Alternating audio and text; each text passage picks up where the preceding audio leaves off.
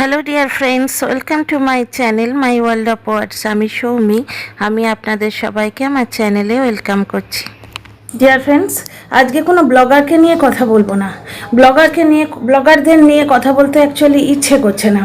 প্রতিটি ব্লগারই কোনো না কোনো জায়গায় কিন্তু প্রচণ্ডভাবে স্বার্থপর এবং সুবিধেবাদী। তারা নিজেদের ভিউজ এবং নিজেদের আর্নিং এইটা কিন্তু মাথায় রাখে সবার আগে। সে তো সবাই, কারণ এই ওয়াইটির এই যে জোনটা, কন্ট্রোভার্সি জোন, এখানে শুধু বিক্রি করতেই আসে লোকে। जो दिखता है वो बिकता है। আজকাল তো দেখছি যে নেহি দিকতা হয় ও ভি বিকতা হয়। তো এখানে সমস্ত কিছু বিক্রি করতেই লোকে আসে। সব কিছু বিকাও, পারিবারিক কেচ্ছা বিকাও, পরিবারের ইমোশন বিকাও, হাজব্যান্ড ওয়াইফের সম্পর্ক বিকাও। বুঝতে পারছো তো? আর আমরাও তো আমাদের কথা বেচছি। সুতরাং সব দিক থেকেই লোকে এখানে আর্ন করতেই আসে, কিন্তু তবু তার মধ্যে কোথাও যেন একটা তবু কিন্তু পরন্তু লুকিয়ে থাকে।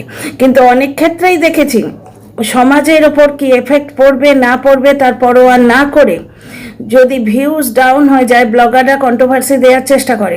সে পরিবারের কেচ্ছা বেছে হোক,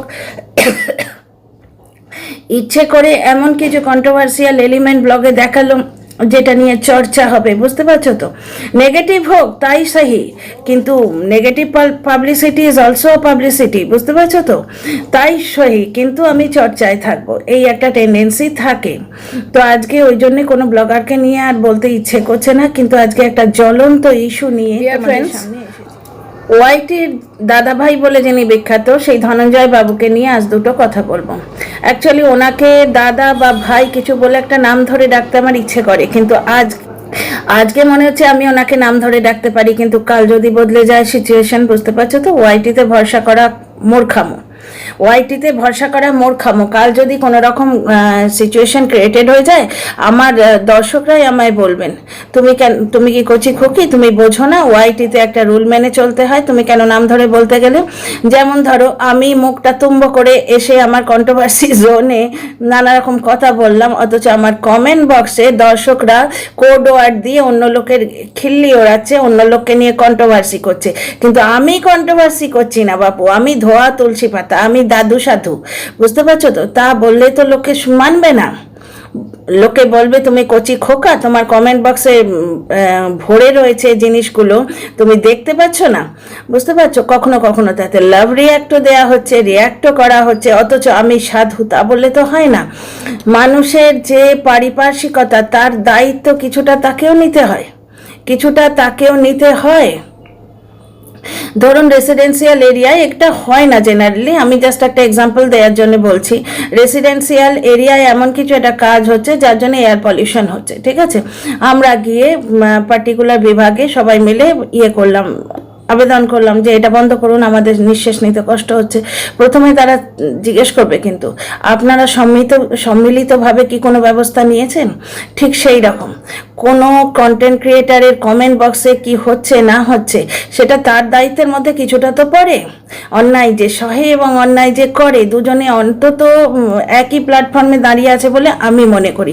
কোনো অনৈতিক কমেন্টে যদি লাভ রিয়াক্ট দিই, তার দায়ভার আমাকে নিতে হবে কিছুটা।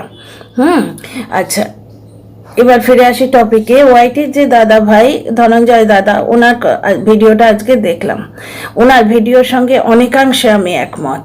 উনি যেটা বলছেন এবং কিছুটা ক্লিপিং দেখালেন, কি বিচ্ছিরি লাগলো, তোমাদের কি বলবো। উনি বলছেন যে মেয়েরাই কি মেয়েদের ধর্ষণ করে না অনেক সময়? ধর্ষক কি শুধু পুরুষরাই? একদম ঠিক। এই টপিকেই আমি আপনাদের সঙ্গে আজকে কথা বলবো। ডিয়ার ফ্রেন্ডস, আরজি করের ঘটনাটা ভার্চুয়ালি আমাদের ভেঙে দিয়েছে। কারণ কি বলুন তো, বুকের ভেতর যে ভয়গুলো নিয়ে আমরা মেয়েরা বড় হই, কিছুটা পরিবার থেকে দিয়ে দেওয়া হয়, এই রাত হয়ে যাচ্ছে তাড়াতাড়ি ফিরবে, কিছুটা পরিবেশ থেকে আমরা পাই, এই পাশের বাড়ির মেয়েটার সঙ্গে এই হয়েছে, তাহলে বাবা আমাদের সাবধান থাকতে হবে।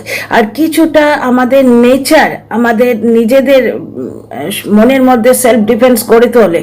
বুঝতে পারছো তো? আমরা শারীরিকভাবে পুরুষের থেকে দুর্বল, এই জিনিসটা একটা ভয় থাকে, বিশেষ করে গ্রোয়িং আপ মেয়েদের মধ্যে। আমরা নিজেরাই নিজেদের মনের মধ্যে একটা সেলফ ডিফেন্স করে তুলি, ভয় পাই, বুঝছো তো? এবার কোনো মেয়েকে তার পরিবার হয়তো সাথ দিল যে মারে ভয়ের কি আছে, ছেলে আর মেয়ের মধ্যে আজকালকার দিনে কোনো তফাৎ আছে নাকি, বা কেউ হয়তো বোঝালো, স্কুলে বোঝালো, বন্ধুদের মধ্যে কোনো স্পিরিটেড মেয়ে আছে সে বোঝালো, এই শোন সেলফ ডিফেন্স এইভাবে করা যায়। তাছাড়া আমরা তো কারোর কোনো ক্ষতি করছি না, নিজেদের মতো করে যাব, সভ্য ভদ্র পোশাক পরে আছি, কেউ কিছু বললেই ইগনোর করে চলে যাব, কোনো রকম ঝামেলায় যাব না, বুঝতে পারছো? এইভাবে নিজেদের মধ্যে হয়তো একটা সেলফ ডিফেন্স করে তুললাম। কিন্তু যতটুকু মানসিকভাবে আমরা এগিয়ে যাই বা আমরা আমাদের সন্তানদের এগিয়ে দিই, বিশেষ করে কন্যা সন্তানদের, সেই এগোনোটাকে রুদ্ধ করে দেয় এই ধরনের ঘটনা। আরজি কর সমস্ত মেয়েদের মনোবলটাকে একবারে ভেঙে চুরমার করে দিয়েছে, যার জন্য এই রাত দখলের অভিযান। রাত দখলকে আমি সাপোর্ট করেছিলাম এই জন্যে, কারণ মেয়েদের মেন ভয়টা হচ্ছে রাতে। সুতরাং রাত্রির বেলা যখন ওরা বেরিয়ে প্রতিবাদ করেছিলেন, এটা একটা প্রতীকী প্রতিবাদ ছিল যে সেই দিন আমাদের দেশ স্বাধীন হবে যবে আমরা রাত্রিবেলাও নিশ্চিন্তে বেরোতে পারবো, বুঝতে পারছো তো? আচ্ছা, ধনঞ্জয় দাদার ভিডিওটাতে একটা ছোট্ট ক্লিপ দেখলাম, মেয়ে হয়ে মেয়েকে রেপ করার কথা বলা হচ্ছে।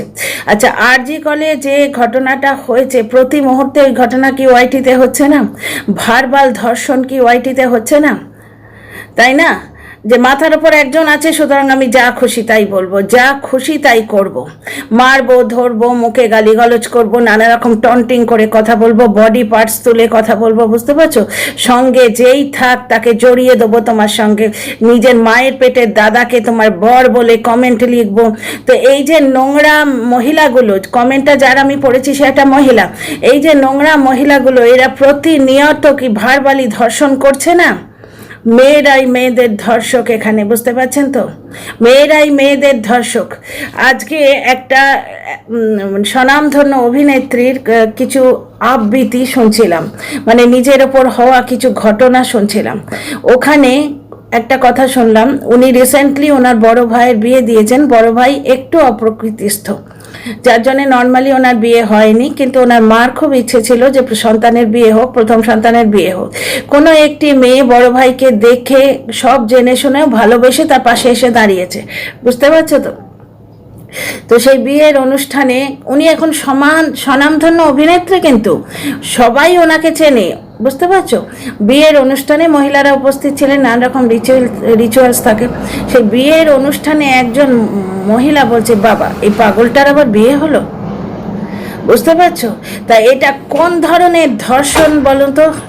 ওই যে ভদ্রলোক যার বিয়ে হচ্ছে এবং যিনি বিয়ে দিচ্ছেন বুক বেঁধে, এবং নতুন বউটি যিনি এসছেন, এই সমস্ত মানুষগুলোর ওপর এই কথাটার কি ভয়ঙ্কর এফেক্ট হলো বা ভবিষ্যতে এফেক্ট হবে আপনারা বুঝতে পারছেন? যে মহিলাটি বুক বেঁধে এসছেন ভালোবেসে, যে আমার স্বামী নর্মাল নন কিন্তু আমি ওকে বুক দিয়ে আগলে রাখবো, তার সেলফ যে কনফিডেন্স, তা থেকে একটু চির ধরবে না? দাদা কি ইনফিরিয়রিটি কমপ্লেক্সে একটু বেশি করে ভুগবেন না? নাকি এই যে বোনটি যিনি হাত ধরে দাদার এত বড় একটা কাজ সম্পন্ন করিয়ে দিলেন, ওনার মনের মধ্যে একটা তীব্র কষ্টের সৃষ্টি হবে নাকি? এই সমস্ত মহিলারা সাময়িক এদের আনন্দ, বুঝতে পারছো তো? মুখ দিয়ে ধর্ষণ করে এরা আনন্দিত হয়, মহিলা হয়ে মহিলাকে ধর্ষণ করে, যখন নিজের মায়ের পেটের ভাইয়ের সঙ্গে জুড়ে দেয়। অনৈতিক কাজ করলে তার শাস্তি হয়। স্বামীকে ঠকিয়ে চ্যাট করলে, যার সঙ্গে চ্যাট করেছো সেই ব্ল্যাকমেলার হয়ে তোমায় ব্ল্যাকমেল করতে আসে। নিজে যখন এই স্তরের মধ্যে দিয়ে যাওয়া হয়, তাহলে অন্য একটি মেয়েকে কি করে গ্রিল করা হয়? নিজের সংসার, নিজের বাচ্চা, তাদের কথা খুব মনে হয়, কিন্তু সেই মেয়েটির বাবা মা আছে, তার দাদা বৌদি আছে, সেই কথাটা তাদের একবারও মনে হয় না, বুঝতে পারছো? ইচ্ছে করে সাইবার বুলিং করব এমন একটা প্ল্যান নিয়ে একদল মানুষ এসে দিনের পর দিন মুখ দিয়ে ধর্ষণ করে চলেছে এই ওয়াইটিতে। আরজি করের ঘটনাটার পুনরাবৃত্তি প্রতিদিন হয়ে চলেছে এই ওয়াইটিতে, মুখ দিয়ে ধর্ষণ করা হচ্ছে, এবং এই জিনিসটি মেয়েদের ওপরই বেশি হয়।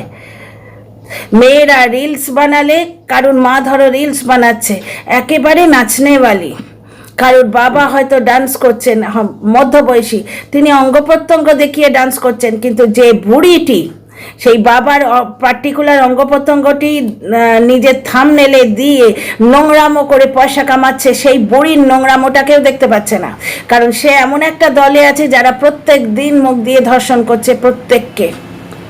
বুঝতে পারছো?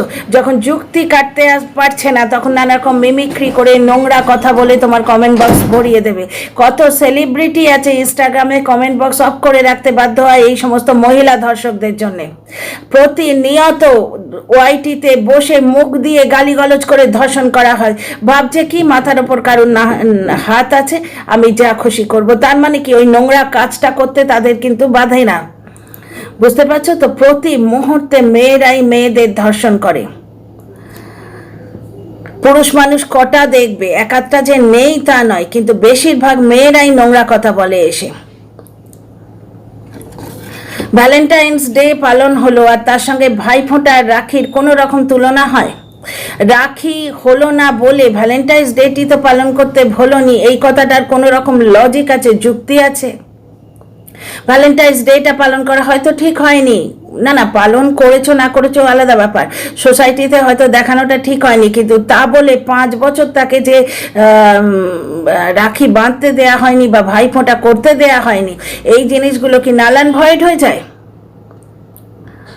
প্রতিনিয়ত নারী নির্যাতন হচ্ছে, প্রতিনিয়ত রেপ কেস হচ্ছে, প্রতিনিয়ত গালিগালজ করে নোংরামো করে, মানে নারী পুরুষের অবৈধ সম্পর্ক নোংরামো করে লাগিয়ে দেয়া হচ্ছে। কাকার সঙ্গে, বাবার সঙ্গে, দাদার সঙ্গে, রাস্তায় পথ চলতি যে কোনো মানুষের সঙ্গে এমনভাবে তাকে সাইবার বুলিং করা হচ্ছে যে যাতে সে ভবিষ্যতে মাথা তুলে দাঁড়াতে না পারে। আর কিছু মানুষ তো আছে সাইবার বুলিংয়ের ভয়ে ওয়াইটিতে কমিউনিটিতে মিথ্যে কথা বলে পার পেয়ে যায়। বুঝতে পারছো তো? সুতরাং এই ওয়াইটিকে এই মুহূর্তে আমার আর ক্রিয়েটিভিটির জায়গা বলে মনে হচ্ছে না।